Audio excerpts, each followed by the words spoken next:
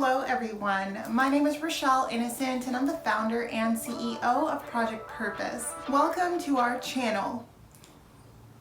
Our community is focused on fostering the intellectual and character development in children. We do this through our parent-child workshops that are focused on 4 themes: autonomy, self-efficacy, compassion, and self-concept, in order to cultivate grit, perseverance, and resilience in each child. And we are so thrilled to be offering one of the first of its kind digital, virtual, and continuous learning environments, enabling parents and children to connect from all around the world. At Project Purpose, our overarching mandate is to renew and rebuild family, community, and relationships. Our different social media platforms provide us with an opportunity to have discussions and to create space for all topics that relate to family, community, and relationships with ourselves as well as with others, with a primary focus on mental health and education. More precisely, the ways that the institutions of mental health and education play a role and have played a role in our societies at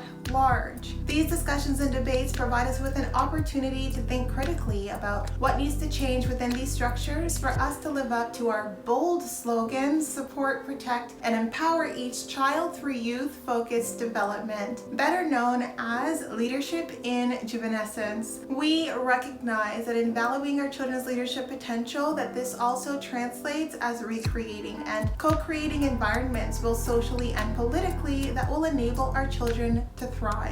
For those of you who are particularly keen on the topic, we also write thought pieces every other Monday. We actually just dropped the thought piece this past Thursday, so definitely be sure to meander over to the website and check out our online content. Now, if it is the case that you're looking for a listening alternative, well, we're available wherever podcasts are playing, and we provided you with access to a few links down below. Now, as is the convention, be sure to subscribe, hit that post notification bell so that you are aware of every time we post. And of course, if you like these conversations and you want to keep them going, like, comment, and share this segment. Let's get into it.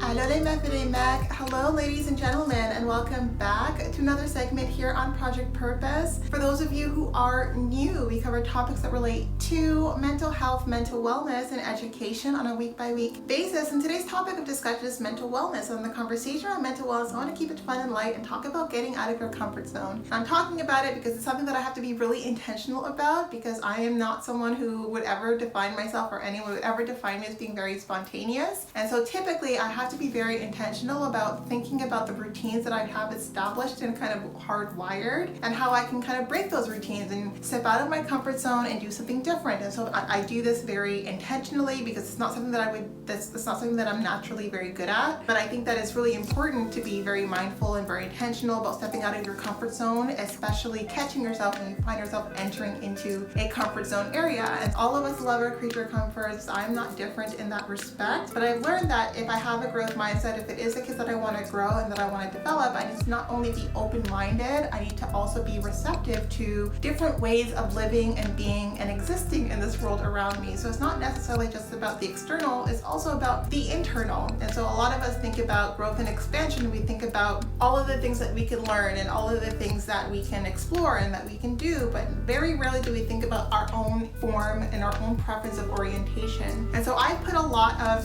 stress on my preferences to orient, because I am someone who fairly rigidly sticks to my schedules and sticks to the things that I enjoy doing, and I stick to my calendar, and I don't really like to break from routine. And yes, I'm painting a picture of an incredibly exciting, spontaneous human being, right? But I do like to plan for spontaneity. I like to plan for things that will enable me to step out of my comfort zone. And so I want to offer some tips and tricks for some of you out there who are in your comfort zone and who want to step out of it. And maybe you are spontaneous, but you're spontaneous in a very specific way, that there's still some structure and some predictability that you can build around what things that you're spontaneous about, but how we can really push the needle in stepping outside of our comfort zone. And so the first area, and so for me this one is like actually particularly difficult because I have a lot of dietary restrictions, is stepping out of my comfort zone as it relates to my culinary preferences. And so I am someone who is fairly resistant to trying new foods. Just naturally, it's not my preference, it's not the thing that I like to do, because I have a lot of dietary allergies, restrictions, and intolerances, and so I give myself that as a reason to kind of stay within my wheelhouse by way of the things that I like to eat and the things that and the foods that I would be open or curious to explore. But I have made a very intentional and concerted effort, and it was about maybe 4 or 5 years ago, to start being very mindful about exploring different cuisines, exploring different foods, but also making it friendly, making it Rochelle friendly, essentially. So not using the excuse of, oh, well, you know, I have all these dietary restrictions that makes it so that I'm okay to just not explore foods that are different from what I'm used to. It's okay, like, you know what, let's pick a cuisine, let's pick a part of the world, let's pick a food that they prepare, and let's do it in a way that's Rochelle friendly. And so that's one way that I have stepped outside of my comfort zone. I know there's a lot of people who are like me, especially in the areas that I grew up. I grew up in the middle of nowhere in Canada, who are very like comfortable or playing within their comfort zones by ways of food. And so I think food is a great way to start building that muscle in terms of stepping out of your comfort zone. Is an easy thing to do, something you don't even need to leave your home to do. I mean, you can DoorDash your next experience of stepping outside of your comfort zone. I think that is just a baby step. If your intention is really to just break out of the habit of being comfortable with the ways that you engage and orient, I think the best and easiest sort of gateway experience is with food. It's a great gateway experience, and at first it was actually food that was one of my driving factors of stepping outside of my comfort zone and trying things that were different. It was wanting to connect with people and using their culture as a means of connection. So what I really love about Canada, about the multiculturalism in Canada, is part of how I connected and made friends was learning about their cultures and learning about their languages and learning about their traditions. And that's another great way to step outside of our comfort zone. And so I think my first step was really moving to Toronto, because everyone, no matter how they look outside of Toronto, where I grew up, we all thought fairly pretty much the same. And I think that there's this one saying that I heard that I feel rings so true, that people are more a reflection of their generation than they are of the people who raised them. And that is definitely the case for the areas that I grew up. Like me and the friends that I grew up with and the people that I navigated around and oriented with, like we more or less thought and felt the same way, regardless of, you know, where you thought we came from or what we looked like and what sort of assumptions that might bring. And so it was when I moved to Toronto that I really started to feel a difference in beliefs and attitudes and in ways of engaging, and it really was daunting. It was quite overwhelming at the time, but how I decided to lean into it was learn, like just be open and learn. The shock of, oh my gosh, like you believe things that are so different than me, and I don't know what to do with this information. I don't know how to handle this gap. It's like very uncomfortable. And some people have never experienced that. Like some people have been so immersed in difference that different doesn't face them. But that was a growth journey for me. It used to be the case when I met someone who was from a place of the world that I never met, like I was just in awe. I just had no idea, and everything they would tell me felt like just breaking news, right? And I would try to hide my ignorance, and I couldn't. Like they could just tell that I just didn't know anything about where they came from, about what their cultures were, about what their languages were, about their food. Like I just had no periphery because I was raised in the middle of nowhere, raised under a rock. Well, I'm not going to give anecdotal experience on those interactions because it's still quite embarrassing even now. It is also the catalyst of why I made it a point to step outside of my comfort zone, because I realized like there is so much about the world that I had no periphery on. There are so many different ways of existing and living that I had just no knowledge or insight about, and learning about it only made me all the more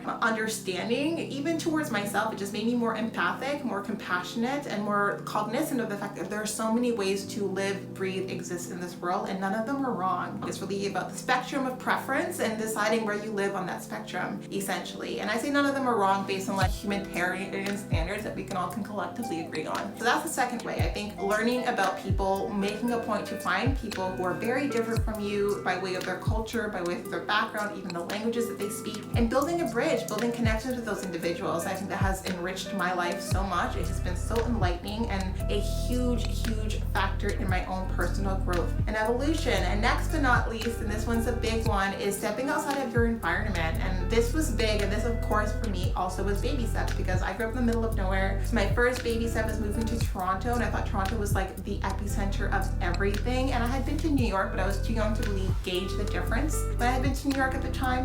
So from Toronto, I moved to France. I lived in France for 2 years, and the culture shock was immense, but it also like gave me so much to think about just my ways of seeing the world, my ways of orienting in the world, the beliefs that I had. It challenged every single ideal and value, and it enriched it, right? So I don't think it's changed my values at a fundamental level, but it's definitely created an additional nuance that I feel like makes me more receptive to the world around me, and also more insightful about who I am as it relates to the world around me, and who I am becoming as it relates to the world around me. And all of this comes from stepping outside of our comfort zone. There's so much that we can learn about ourselves when we're open to learning about the world around us, and stepping out outside of the world that we are used to, because there is a world beyond the world that you are used to, and you're never going to be exposed to it if you don't step outside of that perimeter of your comfort zone. So that's what I wanted to talk about today, some food for thought for you. If you are interested in delving deeper into this path, this journey of self-mastery, of inner alignment, and of just self-actualization, then I definitely want you to think about joining our conversations. We have 2 live events a month starting next year. The roadmap will be posted shortly. So if that is something that is of interest to you, if you want to have focused conversations with people who are keen on growing and learning and expanding in this life, then tune into those. As it relates to my own personal stalking situation, no information for you as yet, but you will be the first to know when I do, and I look forward to chatting with all of you very soon. We'll talk to you later.